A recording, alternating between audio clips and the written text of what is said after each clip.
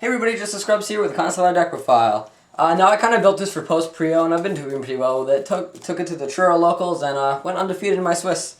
Alright, so for the monster line it's pretty standard. 3 Pollux, 3 Algidi, 3 Kaus, 3 Sombres, and 2 Sherryton for the Constellar monsters. I mean, to be honest, it's pretty standard at this point for any deck like this.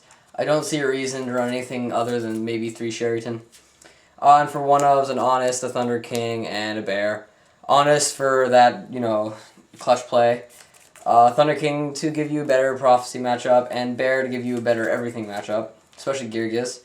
That's basically it for the monsters. I mean, I haven't seen a Constellar deck that doesn't run that exact monster lineup in a while, so I think it's pretty standard. And next up for spells, 3 upstarts. I just like getting to my monsters as fast as possible. The 1 Rotor for searching Pollux, the 3 Tenki for searching the important cards, 3 Foon, mainly because skill drain, to be honest. You could play 2, but skill drain is just so painful that I think 3 is kind of necessary. And then a Book of Moon. That's basically all for spells. And again, the only thing I see differently normally is Lance, which I wanted to play but couldn't get before the tournament. And I see a lot of people not playing Upstart. I don't really get that, but I mean, I guess that's kind of just preference. 2 Blackhorn for trap cards, 1 Bottomless, 1 Breakthrough. This was kind of not as good as I thought it would. I obviously, like I said, I want to play Lance, and this would be one of the first cards to go. 1 Compulse and Triple Fiendish, 2 7 Tools, which eventually is going to come out for Wiretap, Solemn Warning, and Torrential. And just a passing note about 7 Tools. I think even if I played Lance, I'd keep 7 Tools in because of Blackhorn and Warning. Next up for the extra deck, I play Double Omega. This guy is the best rank 4 ever. No, not really, but he's the best rank 4 to make in this deck because he's really difficult to deal with, and this won me a lot of my matches.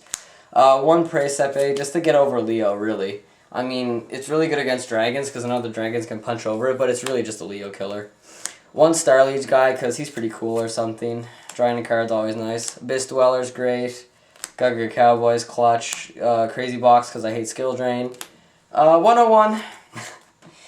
And that's it for rank 4s. Obviously, if I had an Exciton, I'd play it. For rank 5s, play double Pleiades. I don't think 3 is necessary. I see some people playing 3, but you never need to make 3 to be honest.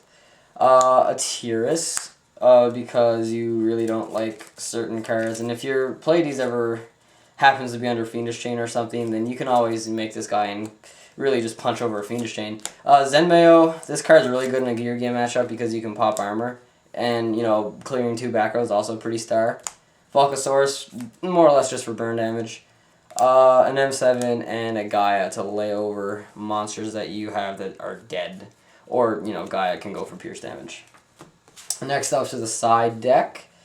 Triple Maxi. I don't like this, right now at least. I mean, it's not really that good, and I'd probably cut it for better cards. A single Grand Mole. Grand Mole is just to provide something what I like to call pushback, which is against decks like Gears or Gravekeepers, where they need their monster set. You can kind of just stop them from having their flip effects. Or against decks like Constellars or Evil Swarms, you can get rid of their Exceeds. So it's a pretty good one of that I like to side. A single Twister. I want to bump this back up to 2, basically just because MST is really good, and Twister gets rid of things like Kaiser Coliseum and Skill Drain, cards that just, you can't play while you're under. Double Zombie Whirl for Prophecies, mainly, but, it also works as a DNA Surgery, because you don't need types in this deck, so when you play Zombie World against Prophecies, it's just that extra edge that won me a few of my duels. A single Mind Control for, a gear matchup, probably. Just taking an armor, flipping it, going into Exceeds, really good. Next up is Double Imp Wall. I played this just because I knew there'd be dragons. And to be honest, I want to play Vanity's Emptiness as well, because I think Vanity's is just really, really good against cards in general. But Imp Wall is also really good against Prophecies too, so that might be a permanent addition. Double Mind Crush. I like this. I like it against Mermails especially, but I'd rather play a Debunk. But for when I had it, it's really good. And it's really good against Prophecies to call priestesses out of their hand and everything. So I think it's a solid card that I, again, keep in my side deck. Next up is Double Overworked. Now this is kind of a card that's good and bad because you do play 3 Tankies. So if you have an Omega, it kind of forces you to play it. But to be honest, this never really hurt me as a card. It's always been beneficial. And then a single Soul Drain. I didn't play Macro or Fissure because I thought that this would be better in a top decking situation, which it was. But I don't know how I felt not playing the Floodgates. To be honest, I didn't miss them, but I mean, the cards like Maxine here that didn't really see any play, I might just replace them for the other Floodgates. But to be honest, there's better cards in Yu-Gi-Oh! Alright, that's all for the Constellar deck profile. Hope you liked it, and I would like and comment and subscribe for content similar to this.